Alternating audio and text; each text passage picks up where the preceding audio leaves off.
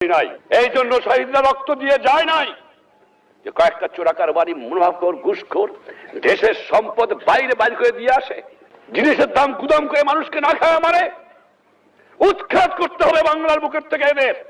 টাকা নাই, পয়সা নাই, চাল নাই, ডাল নাই, রাস্তা নাই, রেলওয়ে ভেঙে দিয়ে গেছে। আপনারা ভালো করে কাজ করেন, ঘুষ খাওয়াটা বন্ধ করেন, দুর্নীতি বন্ধ করেন। দেশে অন্ধ অন্ধ দুর্নীতি ভরে গেছে। আমি আশ্চর্য হয়ে যাই, যাও ভিক্ষা করে আনি, তাও চাটার গোষ্ঠী চাইতে খেয়ে ফেলায় দেয়, আমার গরিব পায় না। এত চোরের চোর, চোর কোথেকে যে পয়দা হয়েছে আমি জানি না। পাকিস্তানে সব নিয়ে গেছে, কিন্তু এই চোর টুক ফিরে গেছে আমার কাছে। এই চোর নিয়ে গেলে আমি বাঁচতাম, কিছু দালাল গেছে, কিন্তু চোর গেলে বাঁচা যাবে। 20 জন লোক শিক্ষিত,